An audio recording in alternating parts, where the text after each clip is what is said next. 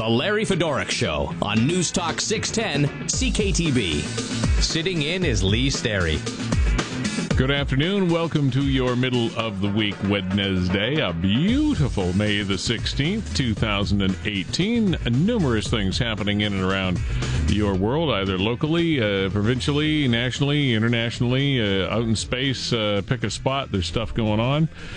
Coming up on the program today, right after the break at 4:15, Regional Councillor for Port Colborne, Chair of the Corporate Services Committee, which met this morning, Dave Barrick, is going to be joining us. There's been a bit of a flyer fracas happen around Niagara today as a result of this morning's meeting. Some flyers did create a stir at the meeting this morning. During the other business portion of the meeting, St. Catharines Councillor Brian Height took issue with some flyers that have been circulated in 3 municipalities by elected officials during their accomplishments.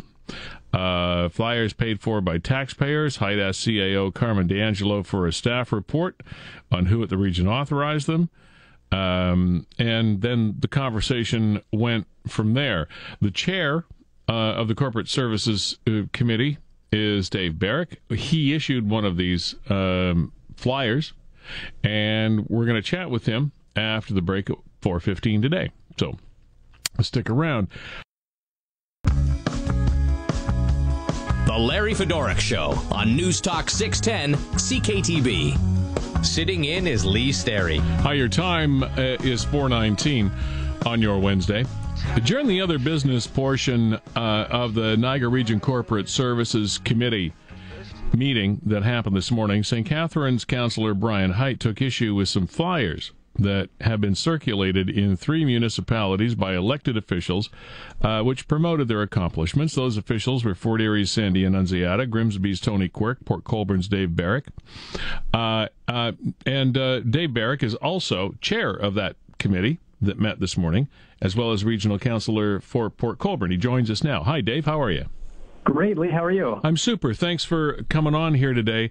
Anytime we get into an election year, these issues get a little bit more complicated. The timing of these flyers going out, do you think it's cutting it a bit close with regard to that election that's coming up and the regulations and the restrictions that are in place with these kinds of documents being distributed? Well, the short answer is no. I knew you'd say that. Yeah, the councillor's expense policy states clearly in Section 4.7 that councillors are eligible to issue promotional material related to regional business, and that's what's occurred here. And I can say before a councillor's expense policy was ever created, and one was created recently this term of council, before there was never one, and previous councillors have done it historically as well. And we heard from Tony Quirk this morning from Grimsby that his predecessor, Debbie Zimmerman, often took out full-page ads, et cetera, billing them to the region. So this is nothing new by any means. I understand from a councillor's expense perspective that Brian Height may have taken issue with some of it. I get it. Probably works well for smaller municipalities in Niagara because it can be done very inexpensively. Would be more difficult for a councillor in St. Catharines, for example, to distribute everyone in St. Catharines. It would cost a lot more.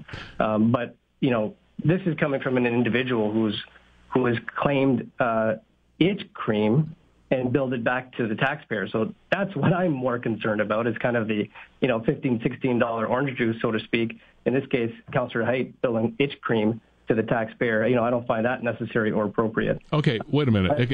Explain your metaphor here to me a little bit. What do you mean? Well, I think it's ironic that he brought it forward this morning as he was concerned about councillors expensing information to their respective residents, but at the same time has no problem expensing his own personal itch cream to the taxpayer. Okay. Now, if you'd registered to run, which you have not yet done, correct? You have not yet done that?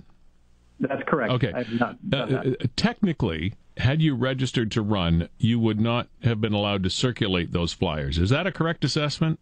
That's incorrect. It's incorrect?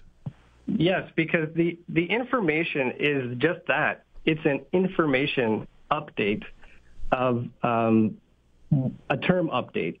MPPs do it, MPs do it, mayors do it, city councils do it, and regional councilors can do it. It's an information update. What you can't do is say elect or re-elect or don't support this person or don't support that person. That you can't do, but you can put out information related to, in this case, the region, or if it's federally or provincially or municipally, and that you can do. Now, the stuff that I have done was invoiced prior to May 1st, regardless of whether I filed or not. And it is a term update for residents to say, here are some of the things that have occurred at the region over the last 4 years as an FYI. In my case, as chair of the budget committee, the budget cycle is complete, and the budget cycle locally is complete.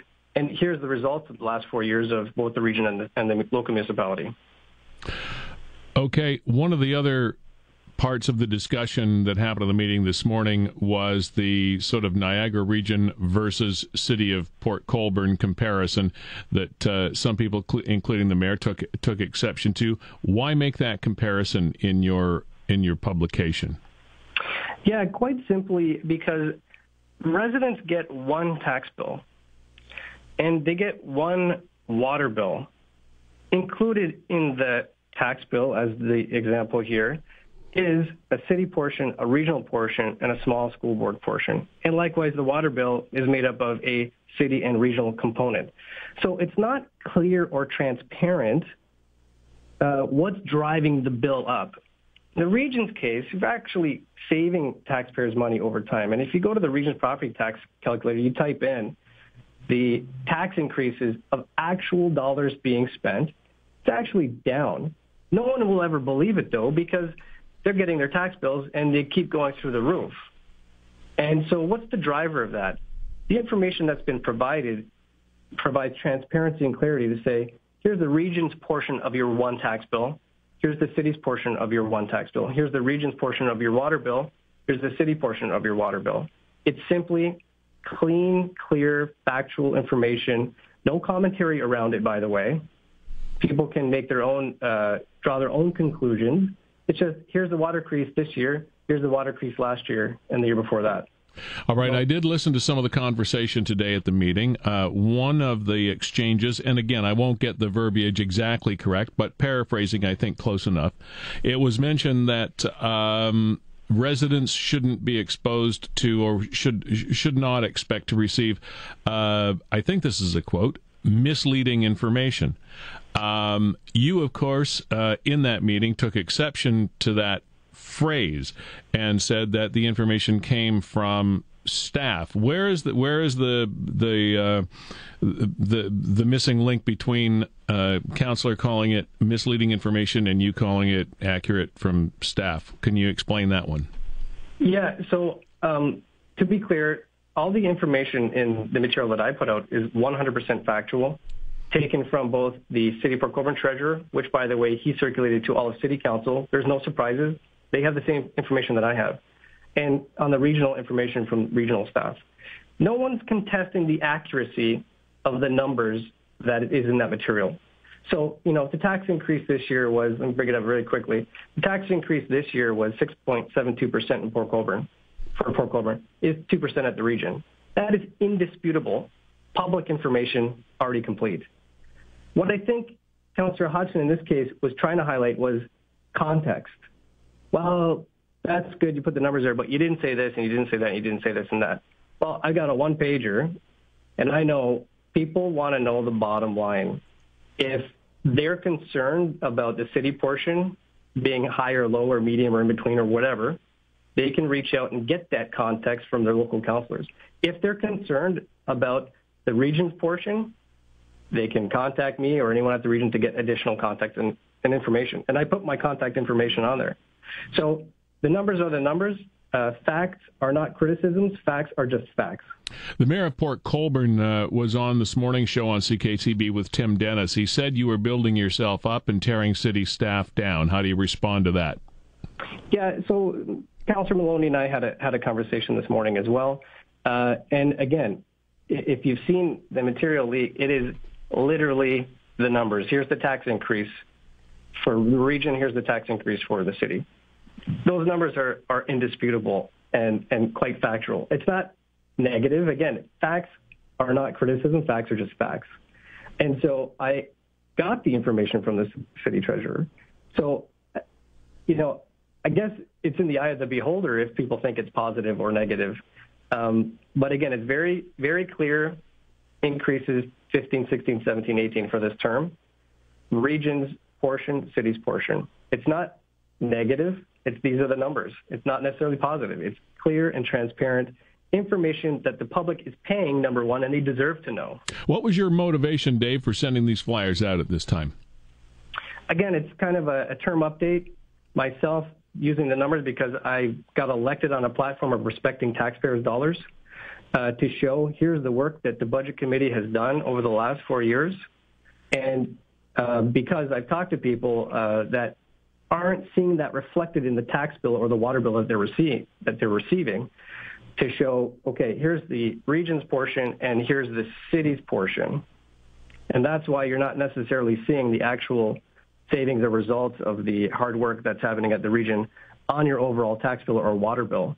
And, I'm sure there's reasons and rationale for what's happening at the city level of why, their water loss is at 45% and their taxes and water rates are going up 5 and 6%. But that's not me. Okay.